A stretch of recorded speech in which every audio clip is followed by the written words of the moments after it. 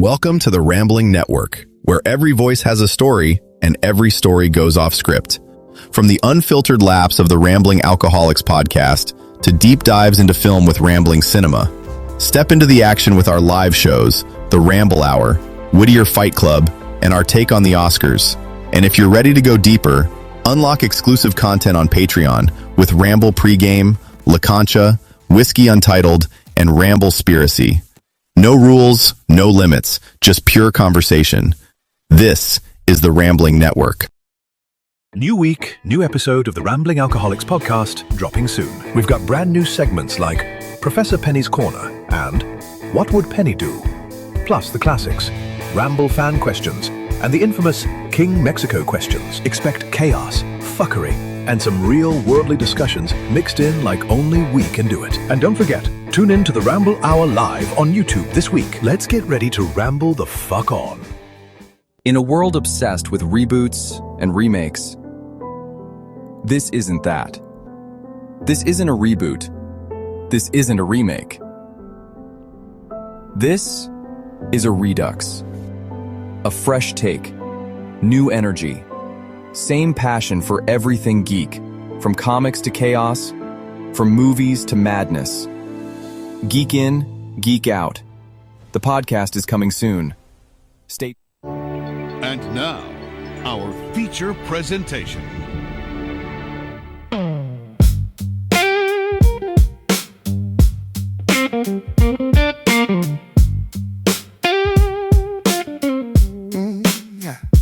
Three cool cats, lights down low, talking films, let the real life flow. Glass of wine, yeah, we sip real slow, laughing loud while the credits roll. From classics to the wild unknown, hot takes fly in the ramble zone. No scripts here, just vibes we bring. Cinema talk with that ramble swing. So pull up a seat, let the night begin. Where movies end, but the talks don't end. All right. Hey, what's up? We're back? We're live. We're live. Yes. Awesome. Welcome to Rambling Cinema, Ep.4. This is going to be one for the books, I think. It's going to be a real treat for us to watch this. Now, this was part of our two films each that we had the Rambling Network vote on, and for my two picks, it was this one and Buffalo 66. Buffalo 66, great film, but roundly beaten in this one. It was beaten horribly. It was beaten worse than a redheaded stepchild. Exactly, and so you guys picked the second Francis Ford Coppola movie that we are going to do, without a doubt, and like we were saying before the show, in my opinion, easily one of the top 20 greatest films ever made. In my opinion, the greatest war film ever made. We're talking about, of course, Francis Ford Coppola's 1979 effort, Apocalypse Now. Apocalypse Now, to give you guys some history, and we'll talk about it. And this is one of the reasons why we put this show up, because if there is a movie that Gary and I have talked about relentlessly, with certain exceptions, it's probably Apocalypse Now. And the reason why, because this thing, 20 or 12, 11 years later, would have the same thing with the movie Goodfellas, where Ray Liotta leads the charge in that movie and doesn't get nominated. Here, Apocalypse Now, nominated for 8 Academy Awards in 1980, I guess, wins two technical awards: Best Sound, Best Cinematography, was up for Best Picture, was up for Best Director for Francis Ford, was up for Best Adapted Screenplay, but no Martin Sheen. Mm-hmm. Wasn't Robert Duvall nominated, though? Robert Duvall was nominated for his 10, 15 minutes of action that he has on here. So, again, Apocalypse Now. I am happy to be watching this movie here today with, like you like to say on the Rambling, our two heterosexual life mates. Of course, the leader and founder of the Rambling Network, the one, the only, Whiskey J. And I thought I'd take an edible, and it's starting to kick in. Yeah. With the wine. So we'll see what happens tonight with the boys. And of course, my compadre, the one that we've argued again about this film. As a matter of fact, we watched the version of this, all 4 hours of it, at a movie theater when it first came out. the one, the only, Lumpster69. How's it going? And shit. Shit. Why you acting like a cool cat? How's it going? How's it going? The fuck, you in a saloon? I'm just getting ready for war, dude. Oh, okay. Are you, You're dude? getting ready for I'm gearing up for war. I'm getting my war face going, dude. Give me your war face. Give me your war face. Well, no, it'll come, dude. All right. No. I'll be looking like the. Hold on. Give me a silent war face. Like, Ah! work on it. Yeah. You're not. So I'm not convinced. I'm not convinced. So in the 1970s, oh, by the way, in honor of the movie, we're drinking Coppola Chardonnay. Yeah, you want to point it at the. You want to point the bottle at the camera. Yeah, this is the director's cut Chardonnay. Great wine. I'm sure that Whiskey J picked this one. Yes, you know me. This is like my favorite one. Yes, it's Aside very from good. The rosé It's very nice. and the cap and everything he comes out with. It's very nice. Yeah. Very nice. It's very nice. Very nice. So 1979 was the year that this movie was released, but it actually started filming in 1977. Jesus. This is one of the greatest production hell movies of all time. How the hell he came out with this is totally amazing. Like I told you initially, sets were built. It's filmed in the Philippines because that was the closest thing that they could get to Vietnam at the time. Yeah. Sets were built, and then a typhoon came and destroyed the whole damn thing. Delays in filming because their lead actor Martin Sheen. Well, initially it was going to be Harvey Keitel, What the fuck? who was playing Captain Willard, but almost similar to what happened almost 10 years later with Back to the Future. They kept looking at the Russians, and Coppola's like, this is not working out. Yeah. He says Harvey Keitel's a great actor, but he's just not this character. Wow. In comes in Martin Sheen, who gives a performance for the ages, you know. And he also caused a delay because in the middle of the production, he has a heart attack, almost dies in the middle of the jungle. Martin Sheen. That's right. The president of the United States? The president of the United States and father to Winning. He's one of his favorite children. And Emilio Estevez too. That's also his son. So somehow, when Coppola ran out of money, and so he put up his vineyard to finish this film. When he came to Cannes in 1979, the film was unfinished, and yet it still won the Palme d'Or, which is their top prize. The Palme d'Or. Sorry. The movie, like I said, lost that year to a movie that Gary and I sit there and wondered ourselves, what the fuck? How did it lose to this? Actually, I watched it the other day. Last week, Kramer versus Kramer. Yeah. Oh, that one. Yeah, I came across on the streaming thing. Uh-huh. You know what? It was better than I remember, but it's still not Best Picture over this. No, by no means. Okay. Well, no, I mean, to me, Kramer versus Kramer, I have the same problem with Kramer versus Kramer that I do with Ordinary People. I think Ordinary People is a better film, but it wasn't Best Picture. At least not to me. Yeah. You know, it just wasn't. I respect it a lot and I like it. But I'll tell you what, I've watched Kramer versus Kramer recently, and I didn't really care for it. I mean, it was better than I thought. I mean, by no means would I even put it. I mean, I would even put it the second for Best Picture. I think All That Jazz was even a better picture. Yes. And, so that year was a really good year for films. Yeah. It was. And Dustin Hoffman, actually, I kind of appreciated his performance more watching it this time. But I still think Roy Scheider was better than him. And I think if Martin Sheen had been nominated, I think I would even put Martin Sheen over Roy Schneider? Roy Scheider. Roy Scheider, yeah. Yeah, the one All that I That would have Jazz, taken off that year would have been Captain... No, Peter Sellers. I would have taken Peter Sellers. Al Pacino out. Oh, that's right, because he was up for Justice for All. Yeah, Justice for All. You're right. You're right. I would have taken him out and put Martin Sheen in because that was a travesty. How did this guy lose? How did he even get a nomination? That's crazy. Yeah, the other big movie that year was The China Syndrome, which was okay. Yeah, that was with Jack Lemmon and Michael Douglas and Jane Fonda, right? Jack Lemmon was nominated for that. Yeah. And so at this time. Another thing that's kind of interesting about this time. So when the production went into Apocalypse Now, it was literally the first major production of a film that had Vietnam as its theme. You know, about the Vietnam War. Shit, okay. But because of the delays, it was one of the last to be released because it was actually The Deer Hunter was the 1 year before it. That was a Vietnam movie, exactly. But this was supposed to be out before The Deer Hunter. Right, I was getting there. Did you eat an edible? Spoiler alert, bro. I'm the one that ate the edible right now. God damn it. So yeah, you had the Deer Hunter, but you also had a couple of other movies that just kind of came and went and, nobody gave two shits about. Of course, Michael Cimino would later go on and destroy what the 1970s were all about with a horrible film called Heaven's Gate, which was just fucking terrible. Yeah. And they've tried to do like director's cuts and recuts of that film. It's just a terrible movie. Can you cut it? I could cut a shit on it, yeah. So Apocalypse Now, Francis Ford Coppola, along with like George Lucas, they like to re-edit their films, and in 1999 or so, or 2001, around there. It was 2001. 2001.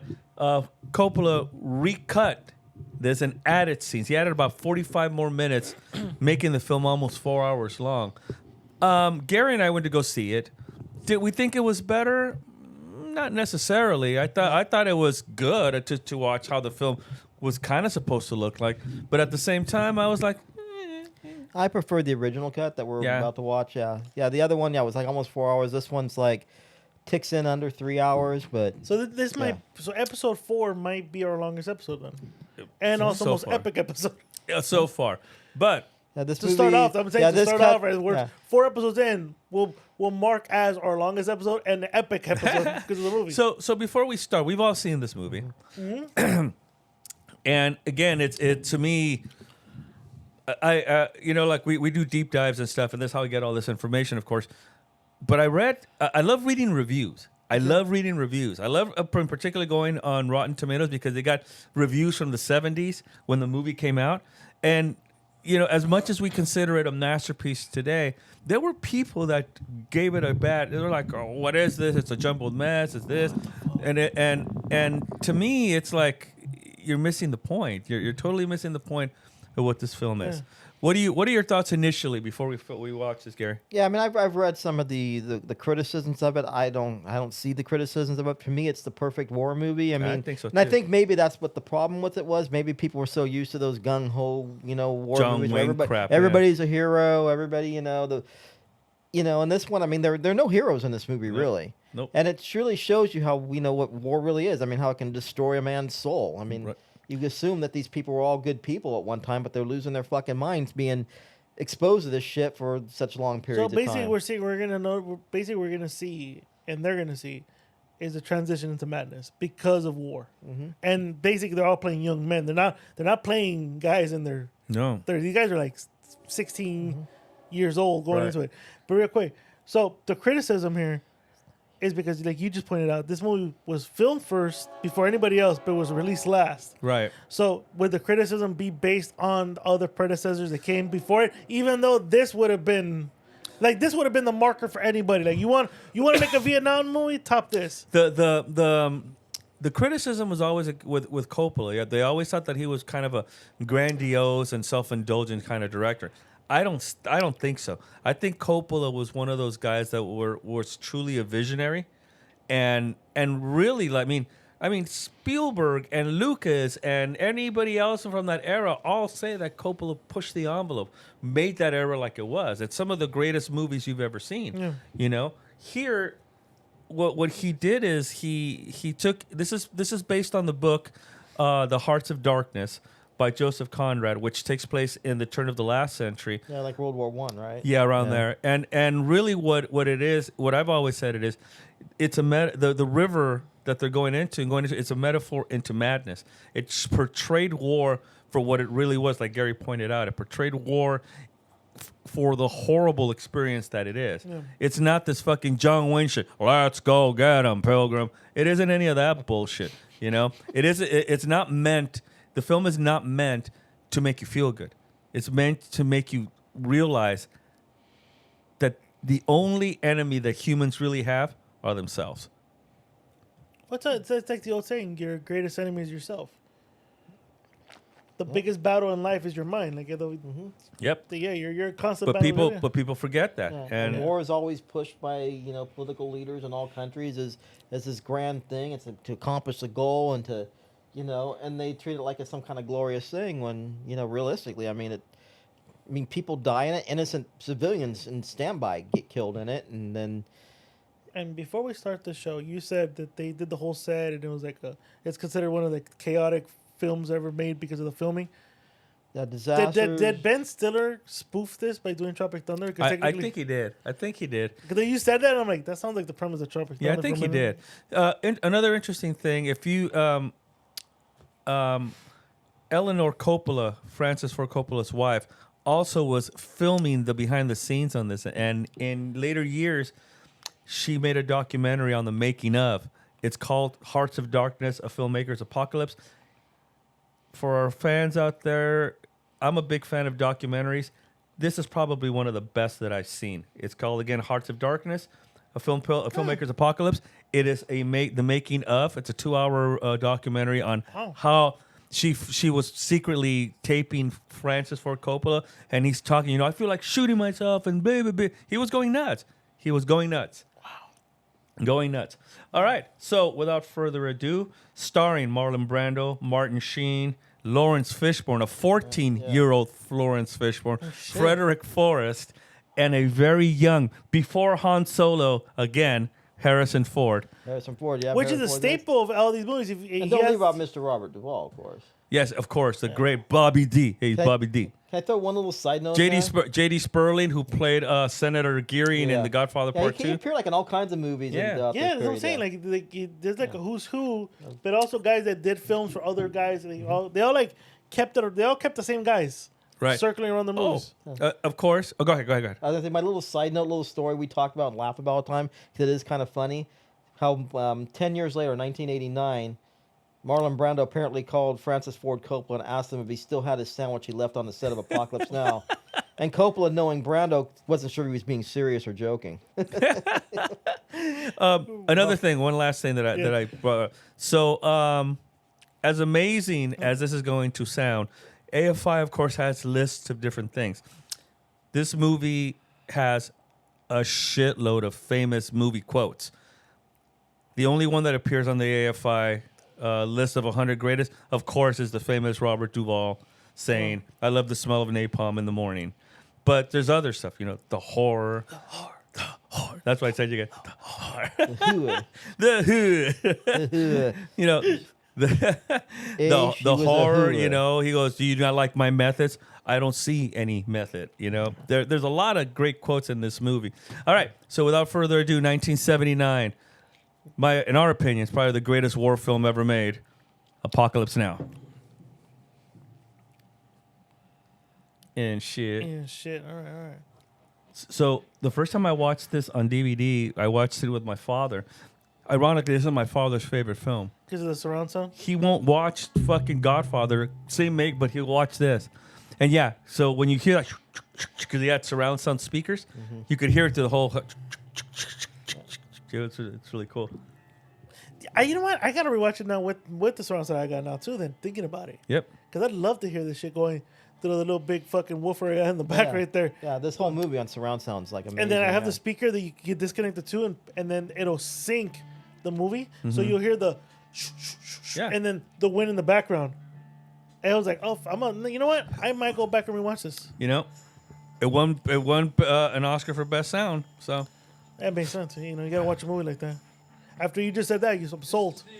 We gotta talk over this because I know we're gonna get flagged. We ain't getting flagged for shit, bro. We're getting flagged for shit, dude. Fuck this shit, dude. Jim Morrison's dead. Nobody's gonna. Yeah, the Morrison estate will come out and get us. Jim Morrison is not even fucking. Oh, Jim Morrison be still alive if someone will see this. So hey, man. I heard he's in Venice Beach. I want my royalties. Selling beads. Yeah, haven't you ever heard that? Jim Morrison's alive, selling little beads, like with the wristband beads. Yeah. He sells them in Venice Beach. So you're like, hey, so how much for those beads? $150, man. And I'm like, are you Jim Morrison? It'll really. Am I who? I'm sorry. Were you Jim Morrison? I have no idea. Are you gonna buy the beads? Nah, I'm okay. You're gonna buy the beads? Down the hall. Be safe. Turn it down just a little more until the movie really starts. I'm glad we're talking over. Yeah, right? I don't know. Fucking YouTube's ridiculous now. It is.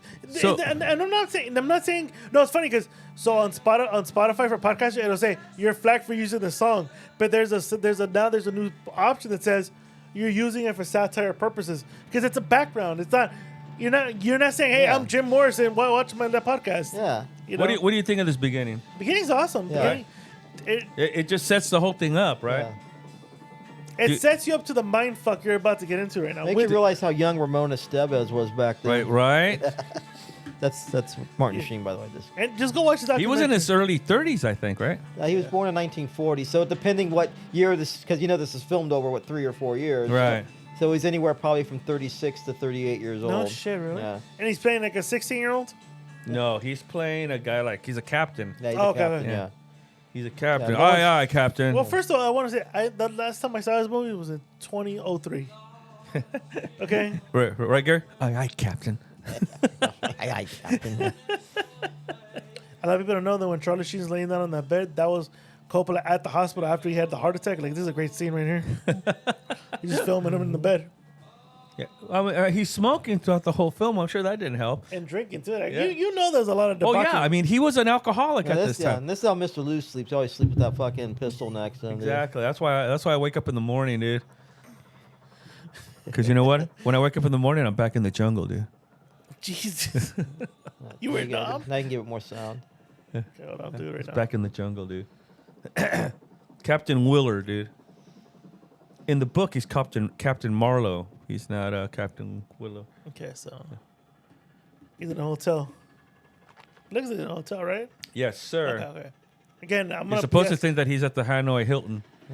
Okay. He's in a gook motel.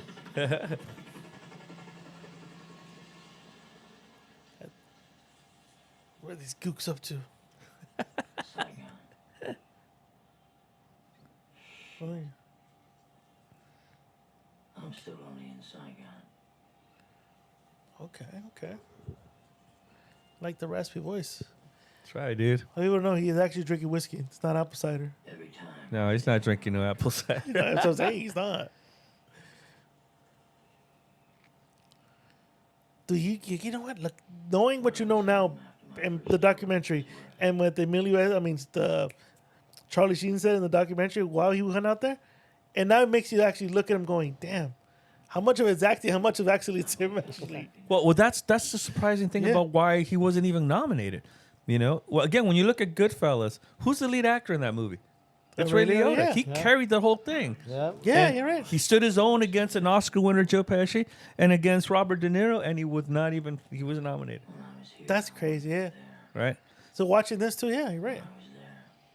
This is one of my favorite lines, too. I'll tell you right now, he's talking about his wife. I'm here a week now. Where he says, we hardly ever talked to each other, and when we did, it was when I said yes and when she asked me for a divorce. I think he just said it right now, yeah. Yeah. Again, ladies and gentlemen, this motherfucker's probably drunk or hungover or legally still drunk filming this movie. It's method, dude. Yeah. Well, you're about to see a scene where he punches a mirror. And that was true. Yeah, And he really cut his actually hand. punched, he was bleeding, but he said, "Keep filming, keep going." Yeah, because Coppola said cut, and that's where you see that like half second where you don't see him anymore, and then he rolls over the bed because A lot of people know that's how Lou wakes up every That's how, morning. that's how Lou wakes up. Yeah, exactly. Yeah, except my underwears are a lot tighter than that. Yeah. I want to kill the circulation to any sperm I might have. But you know what I love about it is that the song just fits perfectly, right? I mean, it's just perfect song for this. The door's the end. It's just perfect. Despite the fact that it's at the beginning of the movie, you know. Which no, because to me, I looked at it as like you're just, if you watch it, you're looking at it, you're descending into it. This is the end. Right. This is Lou's ritual in bed. Yeah. See, I mean, do you consider The Deer Hunter a real Vietnam movie, though? No, I don't. It's more centered around its effect on the hometown. Exactly. As opposed to this. This was in Vietnam. Yeah, here he's drunk. He's really drunk. You can tell he's drunk. Yeah, right. And see, right here it kind of cuts. See, then you see him rolling over because he yelled at Coppola, "Don't stop, don't stop." Yeah. And then when he sees his hand. Oh, shit. Right? So he's already mad. He's already going mad. That's him really drinking. He goes, "Give me a bottle." What? Give it? And he's really naked in that seat too. See, well, I bet you Harvey Keitel was good doing the naked scene. Yeah, he would have no problem. Yeah. Yeah, if you saw the Bad Lieutenant, he's naked in that whole fucking movie, and the piano too. I could see him really getting naked and then yelling and going, "Keep filming, keep filming." Just like fuck it, keep doing it. But I mean, it's a moment of brilliance. Yo, because, no, it is. That's what I'm saying. Like, okay, my bad. At this moment, I gotta keep going up and down. That's what she said.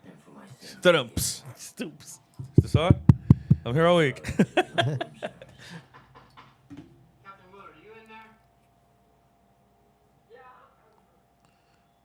was a real choice, man. Yeah, this is my dad's favorite film. He loves this movie. I remember he came home and he said, "Oh, we just watched this movie." I was like, "Oh, okay." I was a boy then. I had no idea what he was watching. I think I saw it on TV when I was a kid, or Select TV. Remember Paul McCartney made a reference to when he was a musical guest on Saturday Night Live. They did a whole skit in the beginning where Father Guido Sarducci I remember that. trying to get an interview with them, and then finally he says, "Well, they're not in the room right now. I understand they went and saw Apocalypse Now." And then when he finally throws the rock through the window and him and Linder come down, Right. and Paul says, "Oh, we were seeing Apocalypse Now." Better not spill wine on that fucking equipment, Gary. You're good, I'm saying. See, that's one of the Everly brothers right there.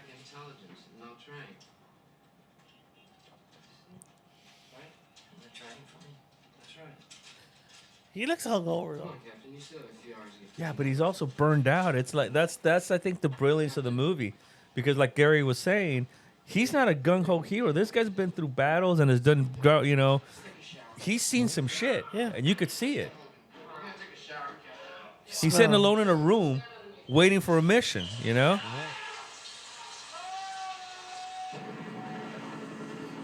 Waiting for a mission. I'm still waiting for my mission. Gary, we gave you your mission, and you just keep, striking out, dude. Your mission is to go knock on that beautiful negress next door, and ask her out. That's your mission. with the bucket fried chicken. Otherwise, we're gonna put you under the shower like they just did. I don't want to have to go to your house and have to drag you to the bathroom. I'm gonna reveal something to you guys on Lake Concha tonight. So, but it has nothing to do with the neighbor though. Oh right. Oh, then I don't want to hear it. No, I actually want to hear it. But I was gonna tell you beforehand, but I want to get like a real time reaction. So yeah. His story is really a confession. And there, ladies and gentlemen, is a young Harrison Ford. Fucking Han Solo. Yeah, this scene was filmed before he did Han Solo. Exactly. Yeah, it was filmed in '76 before he was. Imagine being the actor telling everyone what you're filming, and you're like, "Yeah, I'm gonna be in this great fucking movie." So at the time this came out, Harrison Ford was so supposed to be relatively unknown. But by the time it came out, he was a huge star because of Star Wars. Right. Yeah. The guy not J.D. Sperling, but the other guy. The guy in the couch? No, not him. That's J.D. Sperling. He's the guy that plays Senator Geary. But she was laughing. That guy in the back, he was one of the producers. And he just sat in and did this and he says, again, another quotable line. One of the most famous lines in movie history. You know? You'll see right now when he gets to it. It's his only line. CIA? Because there's a whole Black Ops shit that they're... Sir, I'm unaware of any such activity or operation. Did you shoot or freaking Guido? Right? Who shot first? Disclosed to discuss such an operation if it did in fact exist. Sir. Do you know what an R2 unit is?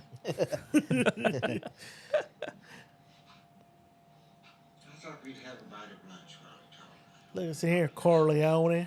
Right? You remember, right? Come around here with your And he has a voice. Your silk suits and your oily hair. A lot of people don't know that after this, he went to become senator. He plays the perfect politician because when he's going in front of the choir boys, but in the name of Vito Corleone, but when he's in the office with them, Mr. Corleone.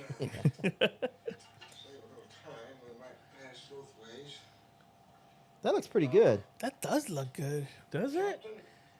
Yeah. Looks rather rubbery to me. See, and that's how they serve shrimp in Guatemala. So to me, that's not unusual. All still in the fucking shell. Yeah, and the all shell that, and the yeah. head on and everything. Yeah. Didn't I see something that this was filmed, like the food was actually like from the hotel or something like that? So Marlon Brando just made his first appearance in form of a picture. Operations officer for Special Forces. Luke, would you play that tape with Captain? I mean, Marlon Brando had a pretty good 70s, didn't he? Mm-hmm. You know, he's in Godfather. He's in this. He's in Superman. You know. Monitored out of Cambodia. This has been verified as Colonel Kurtz's voice. I watched. See, that's how they advertised this movie when it came out. Marlon Brando, Martin Sheen, and Han Solo. I would. Give me that cheeseburger. Raise the. I can't read that end part. I couldn't eat that, man. Really? Love that shit. No offense to you people, but yeah. Fuck you, man. I fucking love When you interview the new housekeeper, make sure that she's Guatemalan. That's a sweet ass reel to reel, though. Yes, it is. I used to have one like that, I think.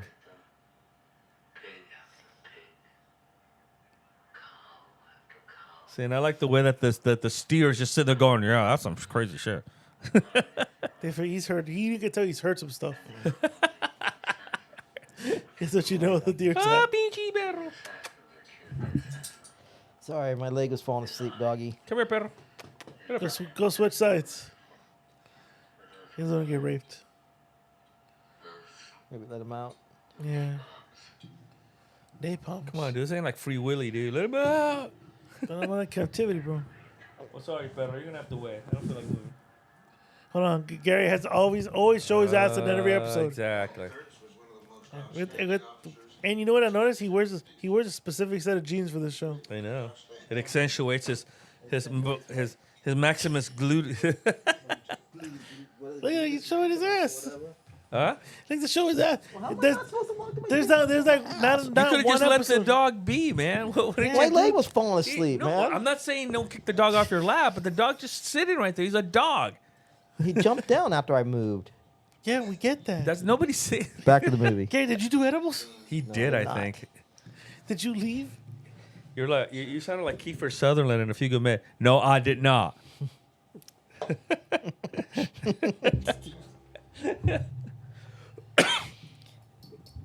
That guy's got a sweet ass haircut too. He does. He had the Clooney before George Clooney. Yeah, That's what George Clooney got it from. Right. that's George Clooney's older brother, Ezekiel Clooney. He's the one that no one knows about. And so here's where he gets his orders. Because if you haven't figured it out by now, Captain Willard is he's an assassin. Colonel Kurtz is about to be arrested for murder. No shit. And having oily hair. Kurtz had ordered the execution of some Vietnamese intelligence agents. Men he believed were double agents.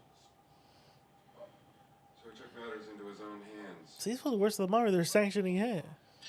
Well, you see, Willard,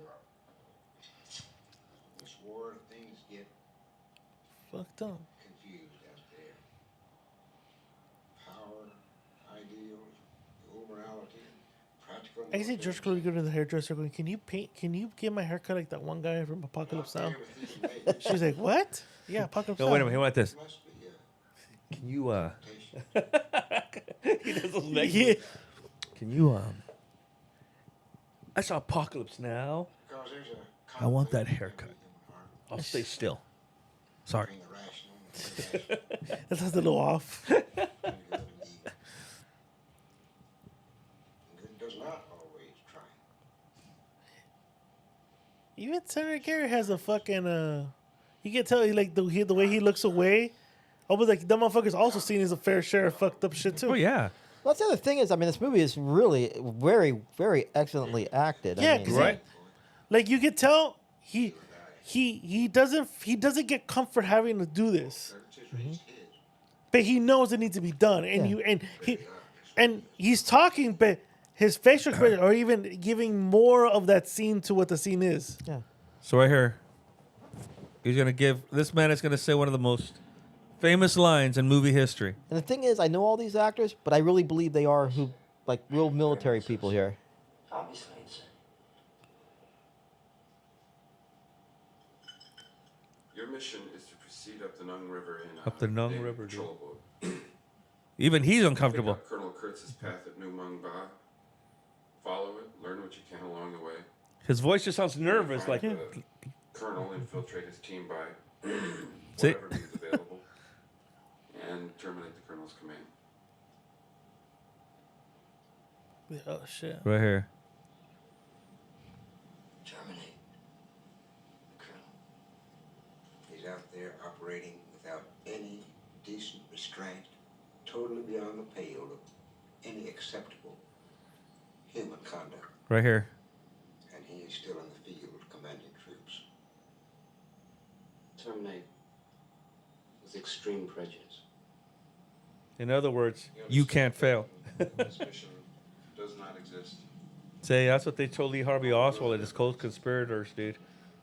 In November 1963, dude. You must exterminate.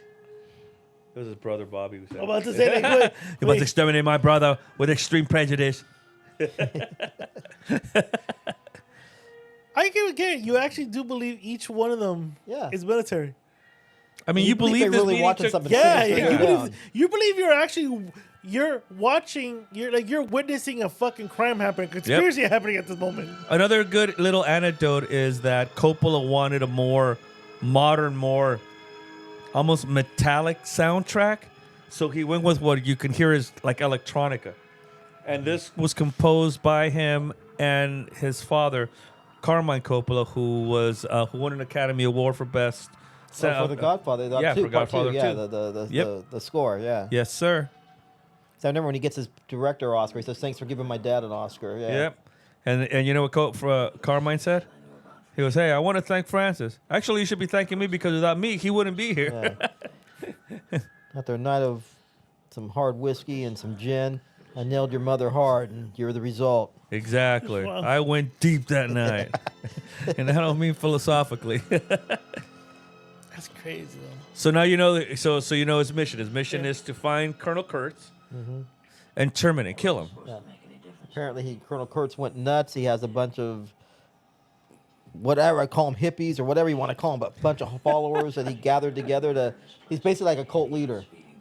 You sound right now like Leonardo DiCaprio in one battle after another. You're all a bunch of hippies. Yeah. So this is a message for you, cult leader, because Kurtz is a cult leader. You're a cult leader, but if you go off your nuts, me and Lou, we might have to terminate with extreme prejudice. Please. Exactly. But don't go off your nut, and you'll be okay. I'm okay, dude. Yeah, you're good. I microdose here and there. But all those edibles, dude, you might start going crazy, dude. You might start going crazy and make low-minded people your. There he is, a young Lawrence Fishburne. That's a young Lawrence Fishburne. Yeah. Now hosting mysteries of some shit on the History Channel. Really? Yes.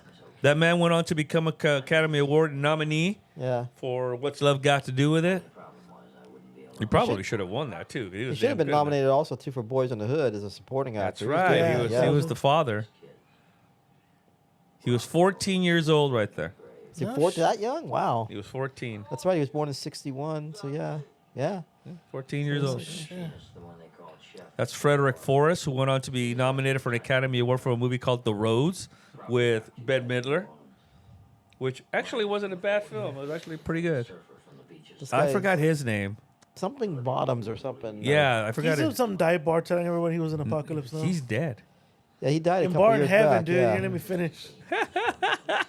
A bar in heaven. He's drinking from that bottle in the sky. I want to say he's Lance Bottoms, but I want to make like one of Something. No, he's Lance in the movie. Oh, Lance Johnson. Yeah, okay.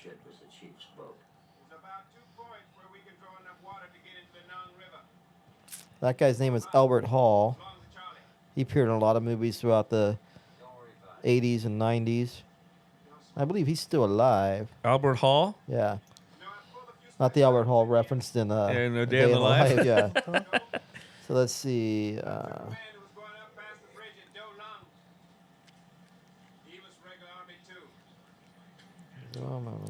Even the guy steering this fucking little boat too. Sam Bottoms. His name is Sam Bottoms. He put up with a lot of bullshit. Now this is significant right now because right now he said, a couple months back, I moved a guy up the river, kind of similar to what you did. That's significant at the when they hit the compound later. Mm-hmm.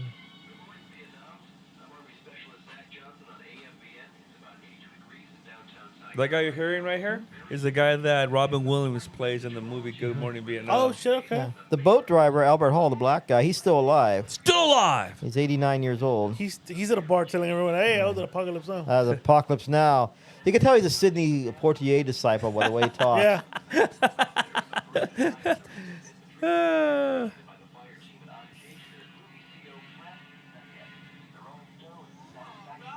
Now this thing makes the song sound kind of cool, I think. But I just like the way the whole. That's really unbelievable because Motown had been around by this time, so no guy from the ghetto is dancing to the fucking Rolling Stones. But if that's all you got playing, right? Yeah, imagine you're in Vietnam and you got Rolling Stones. You're telling me you're not gonna start dancing to the Rolling Stones? I see they're out there fucking with the natives and right. Yeah. What I will say about this movie, I mean, the cinematography is beautiful, right? Yeah. But it's also very surreal at points, And I think that's how it is with war because there's got to be days where you wake up from seeing all that shit and your head just feels like it's numb, like you're just numb from all this, Yeah, it's like you're right in now a you see fog. they're all kind of cutting loose right now because they know a shitstorm's coming their way, so they're just like, fuck it, Oh no, I kill you, no! That's fucked up. See, that's why they come and drive our streets all fucked up. This it's retaliation. Yeah. Retaliation for all the shit we did to them on the river. Not trying. Sorry. I couldn't believe they wanted this man dead. All the shit he is. Third generation West Point, top of his class, Korea, airborne, about 1,000. No shit. Founder of Jenko Olive Oil. I heard his voice on the tape, and it really put the hook in me. But I couldn't. Survived a shooting. This man. Ran an empire. But he did rape Stella. No, he raped Blanche. Blanche, I'm sorry, yeah. He was Stella married to was- Stella. Blanche, yeah, he raped Blanche. Stella was his He wife, was sorry. the father of the last Kryptonian dude. Exactly. Yeah. He was being groomed for one of the top slots in the corporation. The last son of Krypton was his, dude. Came from his loins. Mm-hmm. In 1964, he returned from a tour with Advisory Command in Vietnam. See, I like all the sweatiness and all that because that is a very humid region, very warm, But you know very what it is, humid. too? So yeah. It's whiskey sweats, bro. He said he's probably like three bottles of Jim Beam in already, bro. He's sweating Jim Beam. If ever there's a Jim time, Beam does make you sweat. if ever there's a time for you to shave the hairs on your chest in a humid land, it's right here, dude. Because as you can see, look at that. He's got some fur going on right there. Dude. So we understand Colonel Kurtz is a decorated guy, West Point. Yep. His whole family's got a That fool's military like Mr. background. Captain America, basically. Yeah. Yeah. Yeah, he's a fucking badass. He's a 1966, joined Special Forces. Returns Vietnam. What's that? Arc light. B-52 strike. Gee, and Budweiser, too. That's all they had in those days. Oh, fuck. I thought there was Coors, too. He said that's arc light. I always picture Neil Diamond coming out right now and singing, "Turn on your arc light." Oh, sorry. Let it shine wherever you Now you got go. Lou Diamond now. Bring on your arc light. Vietnam is where you will go. Shoot the yellow man. But they were supposed to be waiting for us another 30 kilometers ahead. Well, air mobile. Those Of course, the director comes out in this scene right here. Oh yeah, very brief appearance. Yep. Very interesting little anecdote here. And again, if you guys watch the documentary, it'll tell you this. So again, this was filmed in the Philippines, and Francis Ford Coppola made a deal with Ferdinand Marcos to borrow his military equipment. The helicopters, those are all Philippine Army. No shit. Yep. And he said that one of the things that irritated them was because they were fighting like real rebels in the Philippines. So sometimes they'd be filming, and the next thing you know, the choppers would all take off because they're out there fighting whoever the rebellions would. And so Coppola would be standing there with no choppers. Like these bitches. Yeah. Oh, I'm sorry, I said it wrong. The choppers. They're taking down the bamboo. Yep, check it out.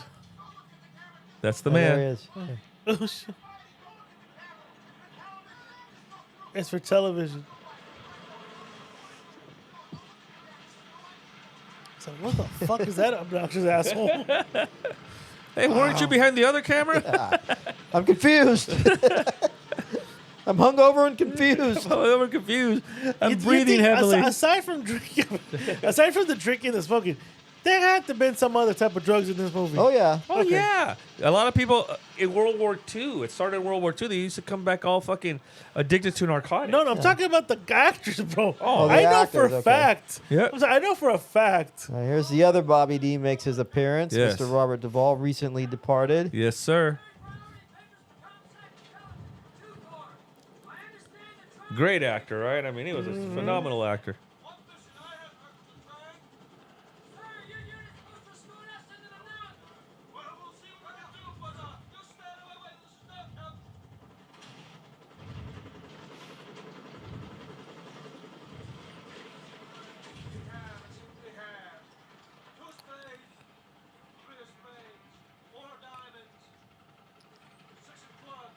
Can you believe that's Tom Hagen, dude? Jesus. Shy Tom Hagen. Michael, why do you hurt me? Dude,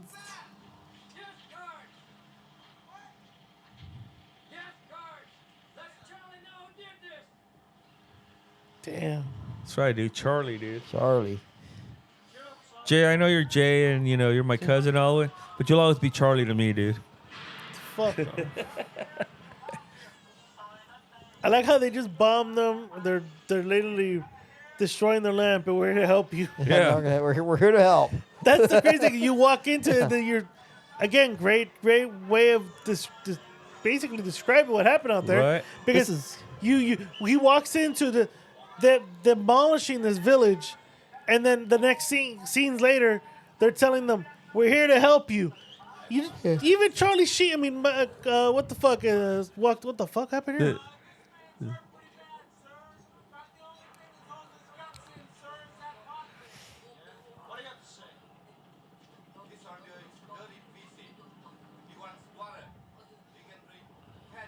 Watch this. This is hilarious. Jesus.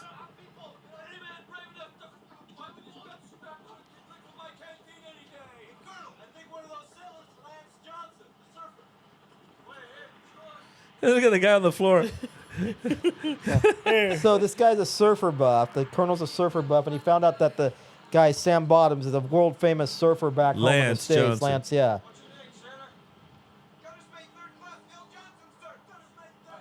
I didn't ask you.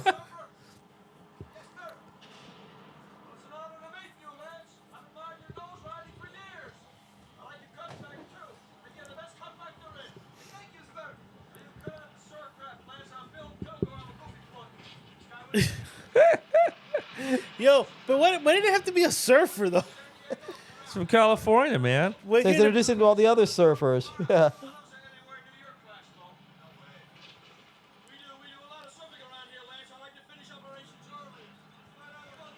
He likes to finish bombing and killing early so they can go surfing afterwards. Who doesn't though, man? Yeah, but they're taking out with the cow, dude. The cow's like, what the fuck? They need steak later tonight, bro. That's right. That's exactly it. Bacon in the morning, steak in the afternoon. We love it. Got some Vietnamese bacon, dude. Oh. Love the smell of napalm and Vietnamese bacon in the morning, bro. Now they're here converting and saving, saving Yeah, souls. Jesus, that's what I'm saying. Like, it's crazy, right? Like, I could see where It's the irony of it all, it's you know? yeah, and but also, if this movie would have came out where it was scheduled to come out, there's no way any of those Vietnam movies would have fucking Well, if touched you it. believe it or not, right here, I think sitting around the campfire, Robert Duvall is playing and singing a song he wrote. He was given an Oscar nomination for that song. If you look at the best songs, the original songs or whatever for the movies in 1979, Robert Duvall was nominated for an Oscar for original song. If I'm correct, I will fact check I don't myself right think now. so. I didn't see that in the. But I'm gonna fact check myself. I could be Fact wrong. check yourself, dude. You see the bean on the grill? That's the cow they just That's took the off. cow they just took off, dude.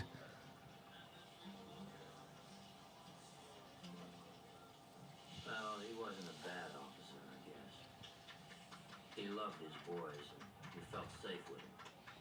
He was one of those guys That's that crazy. had that weird light around him. He just This guy's drinking a Schlitz. Everybody else is drinking Budweiser. He's drinking a Schlitz. What's worse? Don't fucking laugh. Man, he's not a six I don't think Martin Sheen was ever up for an Oscar, was he? He was never nominated. Nope. Nope. I'm sure he was up for some Emmys for the movie where he's president, but the TV was president. But let me see. Well, I'll tell you what. One of the nominations that Martin Sheen did get for this was for the British Academy Awards for a BAFTA for Best Leading Act. He didn't win, but he got nominated. But he got nominated, which was a lot better than what the Americans did.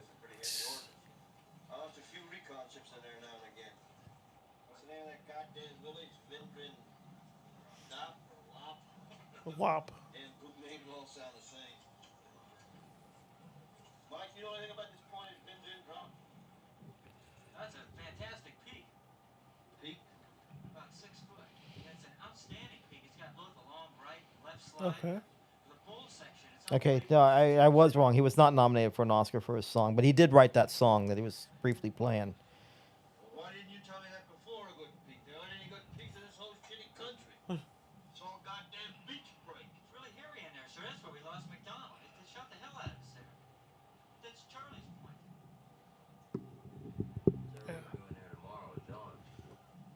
So the whole point of this is that Robert Duvall's little squadron is supposed to help them get their boat up to the foot of the river they need to start going up. So that's why they need this guy's help. Put it down like a baby, right where you want it. First of the night, air calves, son. Air move. I can take that point and hold it just as long as I like, and you can get any place up that river that suits you, young captain. Hell, a 6'3". Damn, look at that. See, they said that that during the Godfather movie that he was like a total jokester, you know. And in the movie, he's so serious, you know, like very, you know. Well, I saw him many years ago on Inside the Actors Studio, and he was actually a pretty funny guy. Right? Yeah.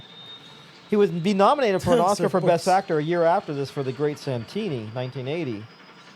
I like how they're loading up one of the gunships with surfboards. Yeah, but you know what?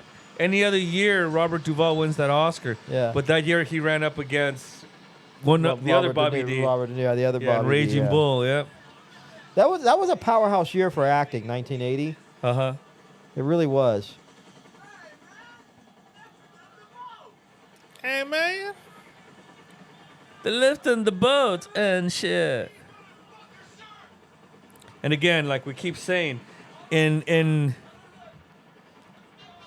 this movie has so many memorable and classic scenes, and you're going to see one of the best right now. That's crazy. So they came, they devoured everything in there, and then left. And to do it somewhere else. Well, right now they're going to attack that point. Yeah, and you're going to see right now one of the greatest war scenes ever shot. I mean, bar none. Not one of the. I think probably the best. Okay. I think the only thing that rivals it are like the first 20 minutes of Saving Private Ryan. Yeah, I think up until from this movie until Saving Private Ryan, I mean, they really again war movies were just back to their old war movies. Where there was that period in the. What did you think of Platoon? I've always thought it was kind of a minor ripoff of this. It was pretty much, and I thought I didn't. Even I down didn't to the casting. Yeah, it was a good cast, but I didn't really care for it. But there was a whole period of Vietnam movies in the mid to late 80s. Yeah, you know, Platoon came out. Platoon, Hamburger Hill, Full Metal Jacket. Yeah, they died with their boots on or something. Yeah, then the one with Michael J. Fox and Sean Penn. Yeah, something enemy. Casualties of War. Casualties of War. Yeah. Born on the 4th of July, of course, was another. I like that movie. That was actually good. That was more of its effect on a guy that went from gung ho American to. What I like about Vietnam the protester. What I like about the music is that it's not your conventional movie music, but what it does, it sets up a mood for what's about to come, and it's really not. I feel that that's how it is. It's that melancholy before you start seeing fucking bullets flying all over the place, you know. Yeah. And look who else is in this movie.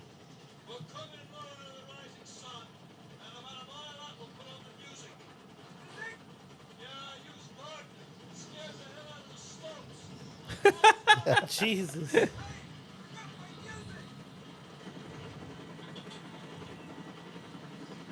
Again, another famous line. Yeah.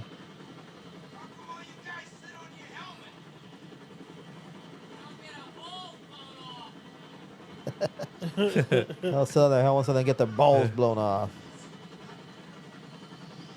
He just recently died too, Frederick Yes, he did. Forrest. Frederick Forrest. Yeah, I'm gonna do it too. He looks like a 1912 boxer in this movie. Right? Or like a bartender in the Old West. I'll have a scotch, Montgomery. At the old And there you go. One of the most famous scenes ever filmed. I mean, and in my opinion, probably the greatest war scene ever filmed. I mean, the music is just great. Oh, yeah, right? holy shit. Yeah. You guys, wine ready for another bottle? Yeah. Bring the little bottle.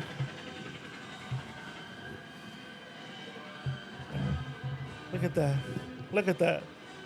I mean, can you imagine the coordination and the planning to get this shit filmed right? Yeah. You know? And then I can do multiple takes. Exactly. These fuckers are like, no, dude. When they're blowing up the village, that's only one take. That's dope. Look at that. Like Yep. that. That's dope. Let's only open it up next, Gary. This is a Pinot Noir.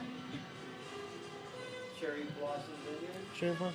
The one I brought. I brought a Pinot Noir too. You're gonna love it. Maybe Yeah. people want to see your ass, dude. You didn't think of that? You didn't think of that? Think of that? You don't do a guy like Mo Green like that. Look at that. And I love it. See the silence? And then? Thank you, sir. Dude, come on. The fuck, dude? That was a chair. It's surf. It's disgusting. They're playing Wagner. They're playing Wagner. See what you know what they're saying there? I'll translate. They're going, I kill you, no. Ooh. And open. I mean, this is just such brilliantly shot, right? It's like, oh shit. Look at that. Dude. That's crazy. Now you see all the swoops running. Zipper heads. Or gooks or zipper heads or whatever you want to call them. This ain't bad. This is pretty good. It's actually pretty good, yeah. But again, imagine the coordination to try to plan this whole thing out, right? Jesus. Well, shit, that is really good. Dude, innocent people are fucking down there, dude. Keep a close eye right now. You're going to see somebody's first movie role right here. What the... Dude, what the fuck?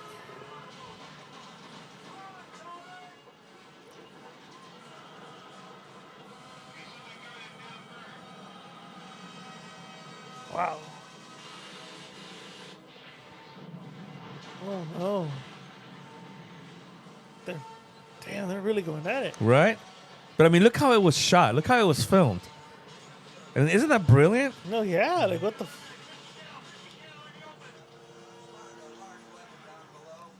This guy. Who's that? Who is that? You guys don't know who that was? I mean, well, I saw for the second and a half, I couldn't make them out. Yeah. Ever since you Northern Yankees come to my town, you've been rile up on Negroes. That's Lee Emery, whatever his name is. Or No Lee Emery, shit. okay. Okay. That's him. He was an actual Well, Vietnam he was. pilot. Yeah. Most people probably know him best as the drill sergeant in Full Metal Jacket. Full Metal Jacket, another Dude, what Vietnam the movie. fuck? Yeah, I ain't...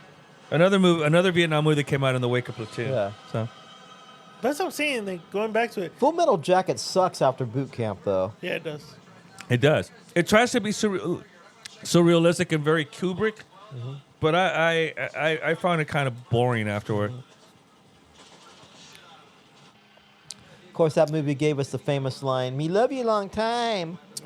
Me so horny. They made a so rap song. horny, See, now yeah. look at this. They could only film this once. And so everything had to be like incredibly coordinated, right? That's to me why I think Coppola was just brilliant as a director, you know? And with everything that was going on, yeah. It's just a flair. Just a flair. Get out of here. It's just a flair. Jesus. See, so after Michael Corleone fired him as the consigliere, he became a a drill sergeant, dude. Like, fuck it. A colonel and surfer buff. Yep. He went to he was already in Vegas. He just decided to go to California. Yeah, like, fuck it. I'm going to just become a take surfer buff. Yeah.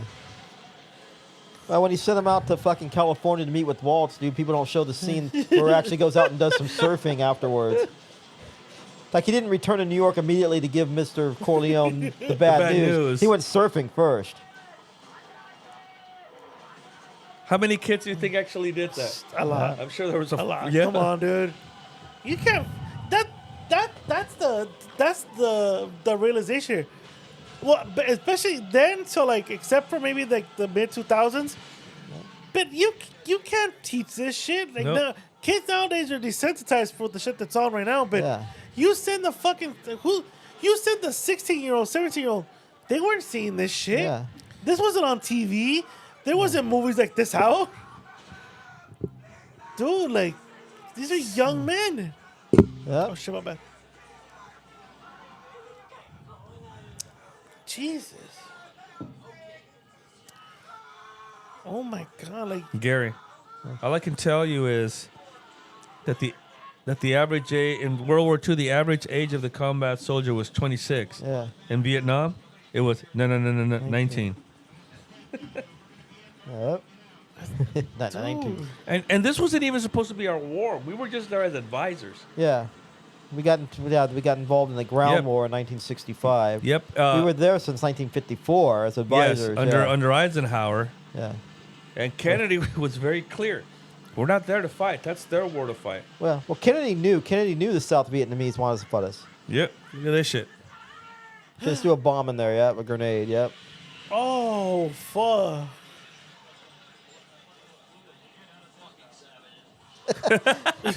So he just bombed the shit out of them, and he calls them savages for retaliation. Like Mr. Lou said, the irony in all this whole fucking movie here. Okay, we're out here supposed to be saviors, but we're gunning down people that are defending their homes. Dude. Yeah, all these people that are really attacking were just people trying to mine their farms and do that shit, like, you know? And you're fighting against farmers. I mean, those are the true casualties of war right there. Yeah. But because they're... What's this? This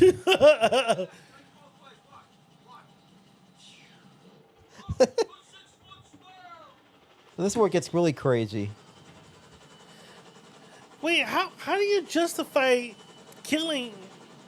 shooting innocent people, and they're gonna send that motherfucker to go assassinate another This guy? helicopter says in the front, "Death from above." Jesus. But see, that's the thing. They don't know what his mission is. Nobody does. No, It's only- nobody No, but does how do you justify? Okay, we're gonna murder this one guy for doing cruelties of war. What the fuck is Duvall's character not doing right now? Yep. I like the fact everybody else is covered, and he's like, yeah, okay. He's...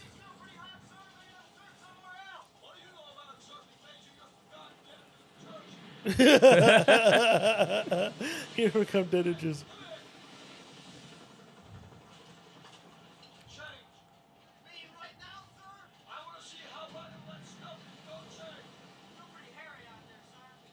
Soldier,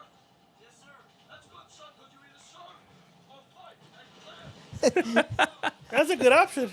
Yeah, surf fight. Even though we're bombing the ocean, you're surfing, Ed.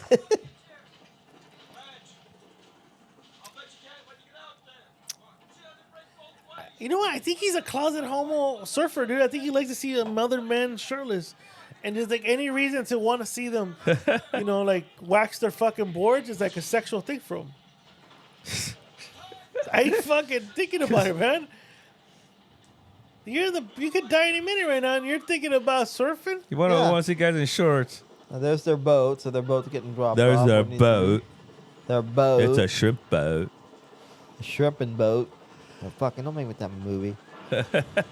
You the one that brought it up, bitch. Look at the fucking surfing. Oh, shit.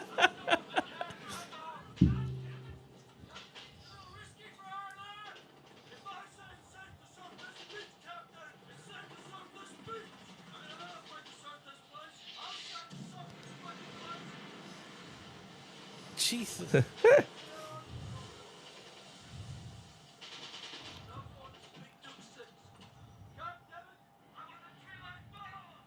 God damn. You know what he just called in, right? Yeah. He wants to surf, so now fuck it, let's do it. Fuck it. That's the crazy thing, man. Like, those fuckers were just fighting for their farms. Dude. What the fuck? Yeah. They woke up, did the same shit they do every day, then except this day, fucking. And you got Wagner playing fucking you got, the mega. Wagner, and you got fucking Tom Hagen suddenly invading your fucking farm and bombing the shit out of it. I bet you they looked at him and like, you get on the fucking beach, this and that. Oh, what? Wait for what? You are Tom Hagen, no? you get the fuck. You and Godfather. Oh, I don't meet you. You can shoot off village anytime. But then they get mad. They're like, no, you get the fuck out of here. Yeah. But right here, Tom Hagen is proving he really was a wartime consigliere. Right? Yeah, dude. Where the fuck was this guy with Sonny, dude? Yep. Fuck. Here's the famous line. Famous line. Yep.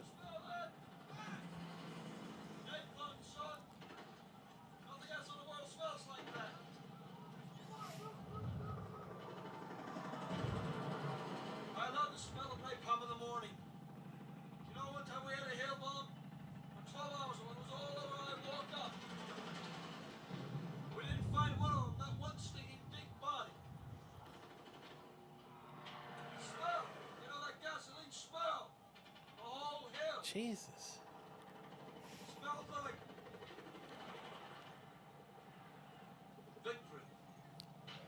And a footnote, Colonel Kilgore died from lung cancer from breathing in all that napalm.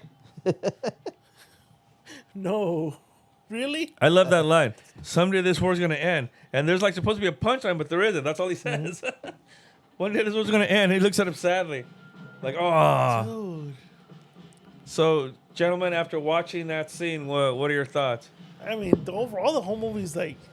It's one of the craziest scenes ever in war movie history. I mean, and I agree with you, aside from Saving Private Ryan in the fucking Invasion of Norm. But, yeah, this holds up. Like, this, nobody may be able to top this. Right? Holy shit.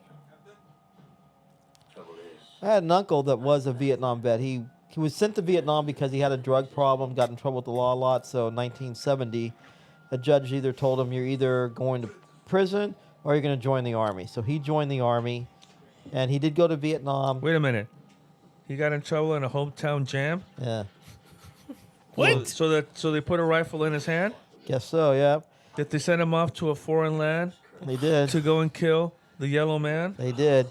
But the irony of it is that this was because of his drug problem. When he was sent to Vietnam, he became more addicted because that's where he was introduced to pure tar heroin. Black tar and all that shit. Yes. My uncle got wounded. He got sent home because he did get wounded. He got shot on his. He got shot. His left shoulder. Was it $1 million shot? And it was like literally the scar went from the top of his shoulder all the way down like to the top part of his chest. And for the rest of his life, he could only lift his arm up this far. So he was on disability. So he became John McCain. Yeah. Well, yeah. John McCain. But he was on disability for the rest of his life.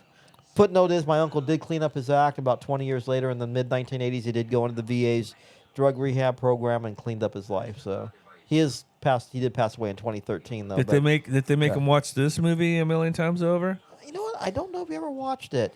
He was a very intelligent guy. He read a lot of books. He wasn't much of a movie watcher, but he read a lot of books. That's crazy though. Crazy. So this is gonna like literally lead up to finally getting to that. Yeah. So now they're on the river. Now they're on the river. They need to go up to get to Kurtz. So you're finding about this guy here, Frederick Forrest. So they went into the river. Yeah. And into the river they dove. They went, dude. Oh, down to the river. Oh, because he got Mary pregnant, dude. Jesus. Well, you know what? You know what happened after that? That's all she wrote, dude. You know what he got for his 19th birthday? What? A union card and a wedding coat. So here, Frederick Forrest, a character, they would call him Chef. They found out why you call him a chef because he's from New Orleans and he's a saucier from New Orleans. Which means he specializes in sauces. So that's what I'm saying. This is literally, so Tropic Thunder ripped this off. Not ripped this off, but spoofed it. Kind of a spoof of it, yeah. Yeah, then Robert Downey Jr. goes, give me some crawfish over here. I used to be a saucier in New Orleans. He did that scene. Gary said that. That sounds like that scene from. Okay. I like this scene not because of what happens, but more because it also shows you that how overwhelming nature is over humanity. You know? Yeah. And how tightly wound Chef is here, but he's out there just trying to pull up some mangoes. He wants to get some mangoes for whatever reason. Because he's going to make a sauce out of it. Gary's a saucier. Yeah. What kind of sauce are you going to make on a fucking tugboat, dude? Don't worry about it, dude. They had improvised. He's a saucier, Gary. But I love Martin Sheen's performance because he's just it's so subdued. You know what I mean? He's not like over dramatic. He's just subdued. He's just like going through the motion. Like he's been through this so many times. Detached. He's detached. Yeah. He's just so emotionally detached. He's just like, what the fuck ever, man. So of course they're in the jungles of South Asia where God knows what else lives out there, but they're about to find out. This is where you wish you could shoot the AIDS virus that his son has. Or HIV. He doesn't have AIDS, right? I mean, who knows what he has?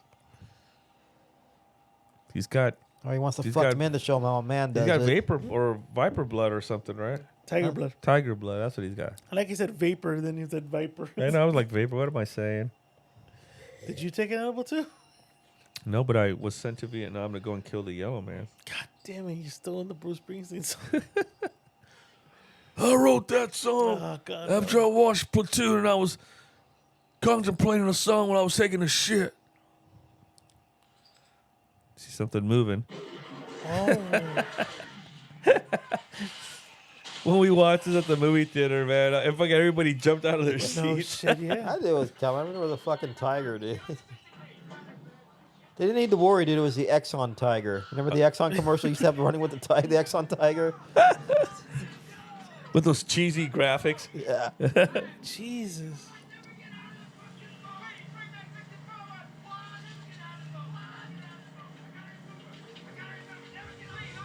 Jesus.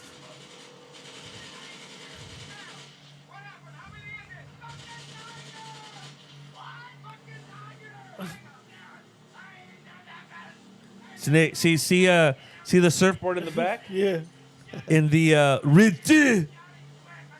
it explains why that's there. Oh yeah. As they're trying to get back into their boat, Willard and Lance steal Colonel Kilgore's surfboard. They say surfboard. So prior to this scene right here, right prior to this scene right here, so prior to this scene right there, they're hiding. That's what they're doing. They're not parked looking for mangoes. They're parked, hiding, and you can hear the helicopter overhead. Kilgore going, just give us back the surfboard. Just give us back the surfboard and we'll forget all about this. Yeah. No fucking Yep.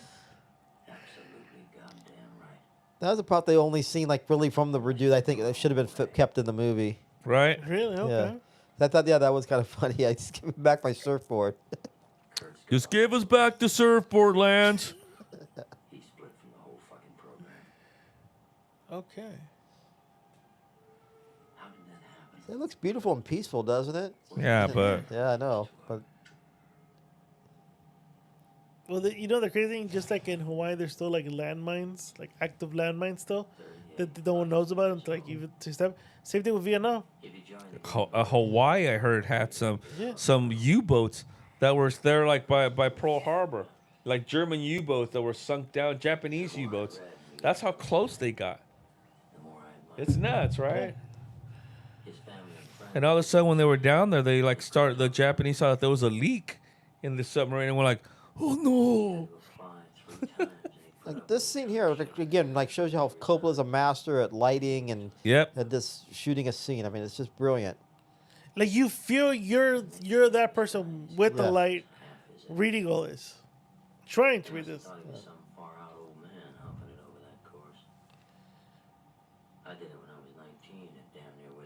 You can tell it was like mid drinking when they told me we have to film the scene. Yep.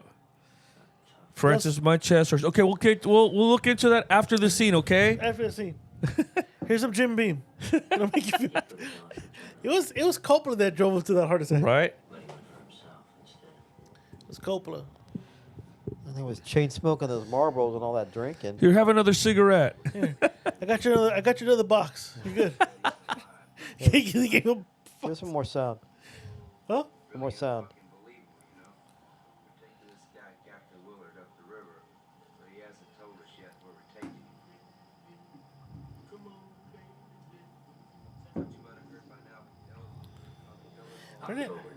I bet you play Satisfaction to Lawrence Fishburne today, and he won't even know who it is. Yeah. Who the fuck is that? Who is that? He received no official clearance. He just started up and did it. You got to keep in mind, all these motherfuckers on this boat with them have no idea where they're going, why, or what. They have See, no... they were just told, hey, escort this fucker. Yeah. He showed up there and says, hey, escort, this is the official orders. Handed the papers to the Sidney Poitier wannabe, and said, "Here's I am my not papers. a Sidney Poitier wannabe. Here's my papers. This is the papers. Just take me up the river. You don't need to know shit." Okay, so they all these guys on this boat have no clue. They're just taking them whatever their fucking papers tell them to take them. This could have been a suicide mission, as far as they know. All right, so this is the USO show coming up. USO show scene. The guy that hosts this US show is actually a famous music promoter from the 60s. One of the 70s. most influential Bill music Graham. promoters. Bill Graham, not Billy Graham, not the evangelist Billy Graham. No, but this fuck is that Bill guy. Graham. He owned the Fillmore East and the Fillmore West, Yes. I believe, yeah. And some of the bands that went through there that, kind of got their, like they said, got their bones. Oh, Cream, The Who, Santana, Don't know who that is. Jefferson Airplane, The Grateful Dead. Don't know who that is. Janis Job, I'm sorry, Big Brother and the Holding Company. No clue. None? Yeah, all right. Never heard of him. That's too bad. Never heard of him. Again, I agree with Gary. I mean, I think Coppola's just got this knack for filming shit. I mean, look what that looks like. Yeah, this is a trip. You just go up this river, and you don't know where the fuck you are, then you come across this.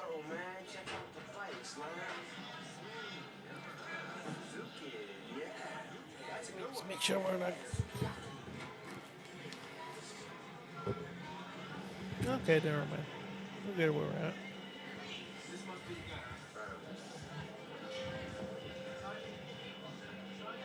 There's a lot of smoking in this fucking movie. Yes, there is. Jesus Christ.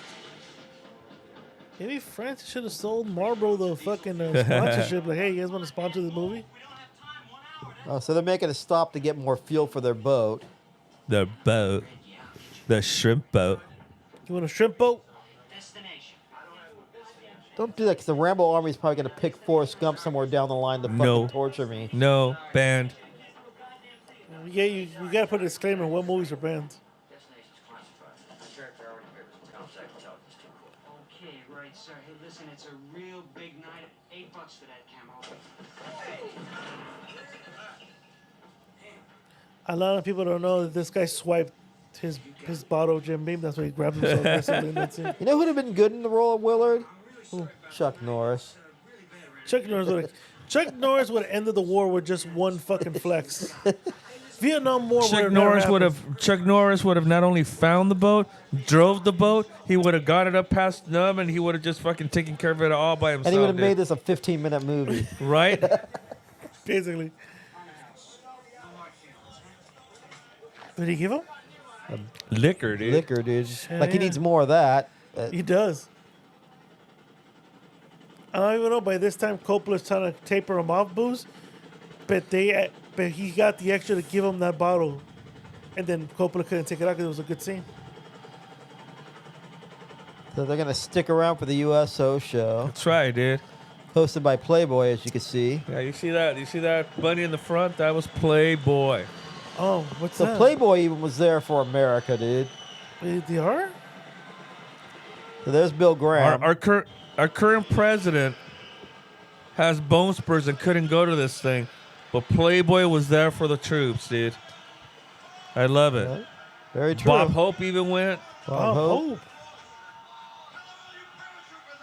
So that's Bill Graham, the famous music promoter. In his great pleather jacket, dude.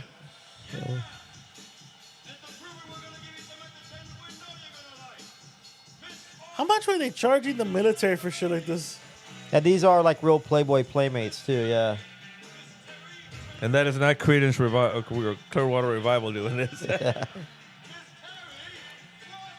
Here's my thing. You got a bunch of young boys who are transitioning to men. And you're going to and they're scared. They're on drugs. Some of them are probably questioning their sexuality because all they see is dick, dick, dick, dick, dick. Dick, dick, dick, dick, dick, dick, dick. That's all dicks. And you're going to horn them up by throwing them Playboy Playmates. Rile them up. Rile them up.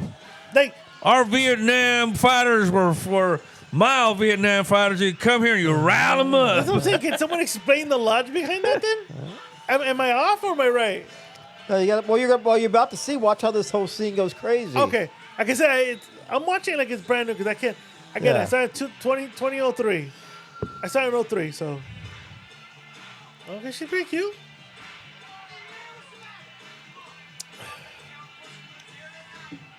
See, right now I'm thinking, I bet you everybody right here is like that guy that was in that cell next to Dr. Lecter when he goes, "What it? Multiple MIBs." And the cell next to you tell you, "He said he could smell my cunt."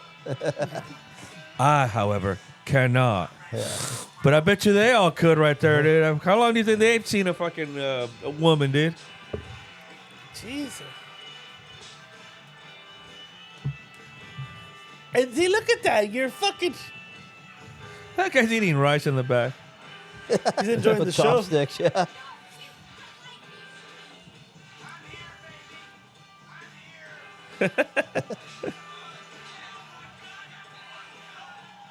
See, look how riled up they are. These guys are going crazy, dude. Like the testosterone is flowing now, dude. Oh, yeah, dude. Some guys are going to be fucking each other at the end of this fucking round. You better make sure you sleep face up, not face down. And Bill Graham's already got a feeling, oh, shit, this is going to get out of hand. Yeah. This is going to get like Altamont. Yeah. Look at them. Just look at that. You got a bunch of horned up motherfuckers. You fucked up, man. You should have sent these bitches Now, out here there. you go. What do you think's going to happen? And you're seeing it, yep. Show me your boobs, bitch. No. Yeah, these guys are out there fighting, laying down their lives, risking their lives. They don't know if they're ever going to fuck again. They think this might be the last chance to get laid. Right. How many date virgins do you think? And look at Willard, dude. He's just like unmoved. He's like, oh, wow, okay. Dude.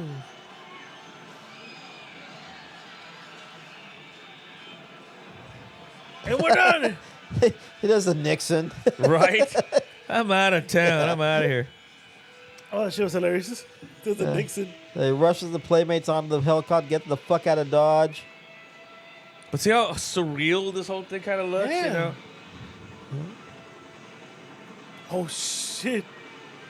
And you got guys hanging onto the helicopter just to get some fucking poon, dude. This You know, guy's fucking I pulling was his, in a movie he's called pulling his Platoon. britches down. Look Who at are you? that. I was the guy that was getting my pants. Was getting pants in the movie. What? Those And guys, look at Willard, dude. He's just like, eh. Because the motherfucker's gone through it, dude. I'm just wondering what they thought, what those two guys hanging onto the helicopter thought they But were going watch, to accomplish. that one guy goes. Charlie didn't get much USO. He was dug in too deep or moving too fast. No way. His idea of great R&R was cold rice and a little rat meat. He had only 2 ways home. Wow. Death or victory. He took the long way home, bro.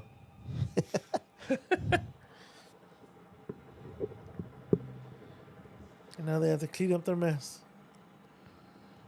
You know why, dude? They reap what they sow. Hey, but the past is the past, though. The war was being Not if you're cool and you can have a beer with somebody. We're going to end up giving the whole circus away.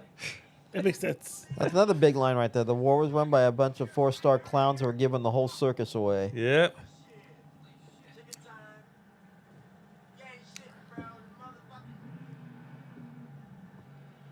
Oh.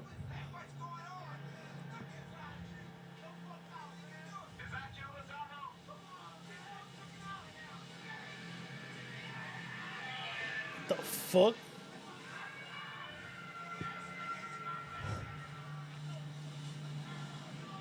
Good wine, right? Good juice. Yeah. See, these guys just fucking around. Oh shit!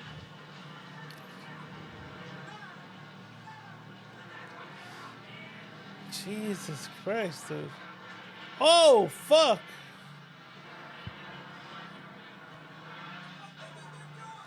And again, look at Willard. No panic, no nothing. He said there's nothing. But he's not their top assassin for no reason, Yeah. bro. Exactly. He's not gonna panic over a fucking fire. Now they have to rebuild the roof of the thing with fucking bamboo and Bamboo and shit. Damn.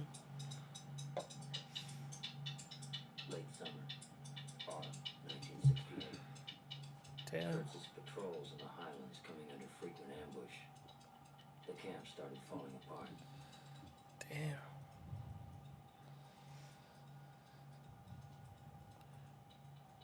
And no one so far gone to this guy's bag to see what the fuck he's here for? 3 Vietnamese men and 1 woman. 2 of the men it looks like that William Hung from fucking American Idol. Right? It's his dad. You know he was Too Viet bad. Cong? Huh? He was Viet Cong, dude. You know Was that? it? He was Charlie, huh? He was. He Charlie was got a record deal, huh? He gets royalties. he banged, dude.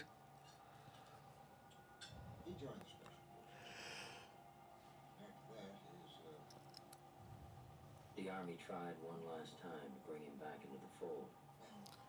And if he pulled over, it all would have been forgotten. But he kept going. But one thing I can totally agree on, we talked about earlier here. Yeah, I don't see Harvey Keitel pulling this role No, I off. can't. So far, no. Nothing against Harvey Keitel, but I think he's just too. You know why, dude? Uh, Because he's the wolf. see, he was good for that role. He's good for a lot of roles, but this one, Nah, I can't see Harvey. I don't Keitel see him doing either. that. Well, I'll tell you what. I love Harvey Keitel. I think he's a great actor. But I did not like him in Reservoir Dogs. Well, yeah, he was a little over the top, yeah. Not only over the top, but there's like a lot of times where he seems to like to have forgotten his lines, and I guess they didn't have enough money to do another take. You know? Oh, yeah, where he kind of stammers and, Yeah. and pauses, yeah. I didn't know if it was here or there. Line. Right? Quentin Quentin Tarantino's like, this what, is my what do you first mean? fucking film. I don't have the money to do another take. We're like, what do you mean line? You're Harvey fucking Keitel. This is another famous line. Very possible, Captain. He thinks the same of you. Oh, yeah? What do you think, Chief? I don't think. I always say I'm not supposed to know when I'm taking this book, so I don't. So I don't. But one look at you and I know. I know who the fuck I know he that is they now. call me Mr. Tibbs. I know it's going to be hot. How do you know him? he was also the guy that in the movie Malcolm X by Spike Lee. Oh, he's yeah. the one that That's converts. right. Yeah. He converts Denzel. You must convert. Yeah.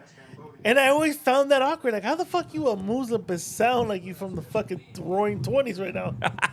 From the roaring 20s. How do you sound like that, man? That's what he tells them right now, what they're doing. Yeah. He knows they're going into Cambodia. It's all that's Cambodia, Captain. That's Cambodia, Captain. And you said from the 1920s? You're absolutely right. Choo-wop, choo-wop, choo-wop, choo-wop. Yeah. Another movie that guy was in, he plays the Cubs manager in the movie called Rookie of the Year with some stupid kid. Oh my fucking! You're right. He does. Yeah, the he kid does. breaks his arm and becomes throws a 90. Yeah, like, for some reason now he has a reflex Yeah. to throw like almost 98 miles per hour. Yeah, he plays the Cubs Yeah. manager. Yeah. You're right. Throw a curveball. Yeah. We're going to do a hit and run. He got typecasted as like, hey, we need a black guy, but we need a Sidney Poitier black guy. We need a guy that's Sidney Poitier, but he's not Sidney Poitier. But black. Sorry, for this role in Rookie of the Year, he's talking to the producer. Role Rookie of the Year. Sidney Poitier turned us down. That's all right. I got my ace in the hole. I got Albert Hall. Albert Hall. Albert Hall, can you do this role? Can I do more of a ghetto voice? No, we need that one right there. Okay. He's drunk. You can tell like he's half-assed. Well, yeah, somebody gave him some fucking booze before he went up this river trip. Yep. Or you know what? Or his blood pressure's like spiking at this moment. He's like, So, remember the boat captain was a little history lesson. Boat captain there said, where he told me he's going, that's Cambodia, sir. Well, Cambodia was actually the breeding ground for the Viet Cong. Cambodia was north of North Vietnam, or kind of to the northeast of northeast of North Vietnam. And so the Viet Cong was doing a lot of recruiting and training in Cambodia. So when Nixon became president, remember Nixon used a phrase called, I'm going to widen down the war, because by that Nixon went into Cambodia, which just kind of widen the war, but it really downed the war. It made it worse. But they went into Cambodia and Laos. Yeah. Cambodia is now known as Kampuchea. photo believed to be. Yeah, he went into Laos too, Cambodia and Laos. Laos was more to the direct north of North Vietnam. For all Cambodia you was folks who don't know what Laos is, that's where the Nom people used to hang out. And if you don't know who the Nom people is, watch Gran Torino, another great movie. Hamongs. That's a movie that should also be considered for fucking yeah. For I think what you're trying to do. I right think now. we should do porn. So here you got the surfer starting to go really apeshit, painting his face and stuff. Huh? The surfer Lance there, he's starting to paint his face. Oh, because he's starting to lose it. Yeah.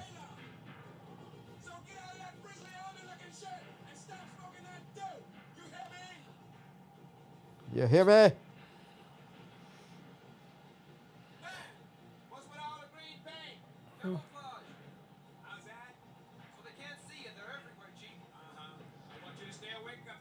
So they're all smoking dope, going to war. They're paranoid already, and the paranoid. You gotta imagine, like you're right. This is the descendant to madness. Yeah, That's what the symbolism of the river is. And then when every time we're at war, we see a war, they always cut to the Pentagon to show all the suits that are conducting this shit, being all professional and gung-ho, yet the guys really fighting it are going nuts and losing their fucking Not lives. only that, but when they show the Pentagon, they're always talking in whispers. Yeah. They're always talking in whispers. Hey, we put the boat up there on the road, and we can't be doing that because we're into Laos. Yeah, but if we don't get into Laos... I think no one's supposed to know what we're talking about. Right.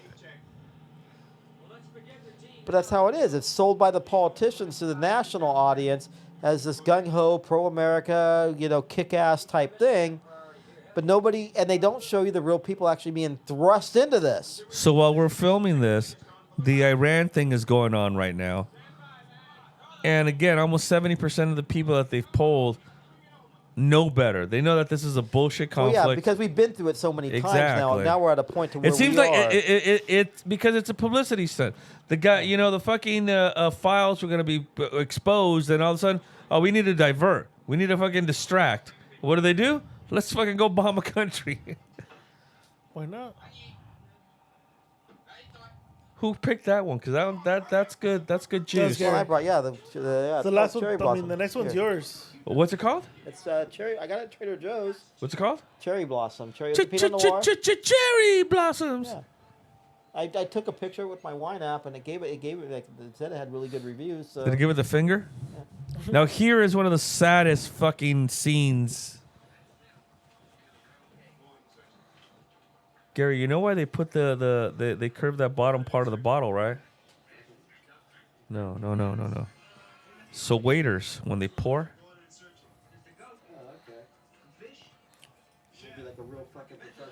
Yeah, dude. Fucking wait for somebody, dude. Oh, there's some more? Yeah, wait for me, dude. Wine, sir? Yes, please. Cherry blossoms. Damn, God damn. Fucking A, Gary. The fucking chair. There's a chair. There's a chair. Yeah, it's always the fucking chair. What song from You know Rolling what? Stones It's not they only play? the chair, it's the jacket. Okay, there you go. Thank you. It's the jacket. You sure? Here, take some of mine. Until the next bottle. We're good. Yeah, remember he took a big share of the first one. Yeah. You did. I did. But see, this is where the paranoia is like really. Oh shit! Oh! Look at the little girl moved. Yeah, they're supposed to be inspecting this boat, and this guy just starts firing on it. And Martin Sheen's character told them, "Don't fucking inspect the boat. Don't do it. Let's just keep moving."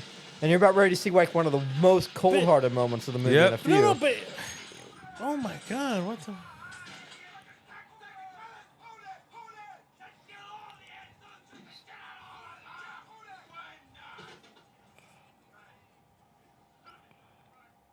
"14 years old.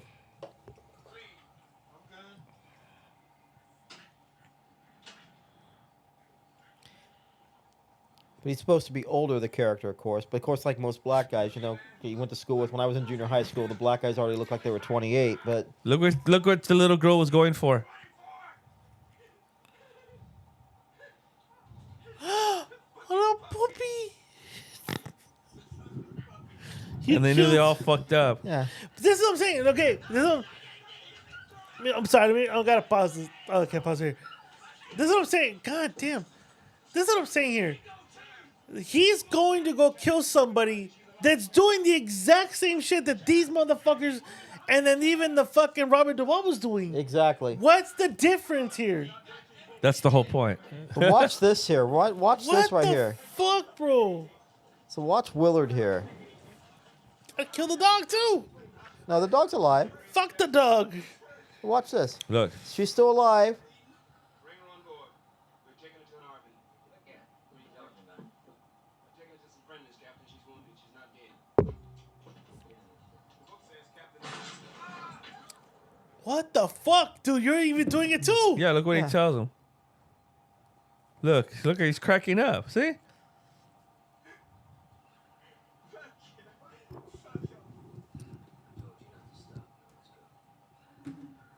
Oh my God. Like the song says, he's as cold as ice. Mm-hmm.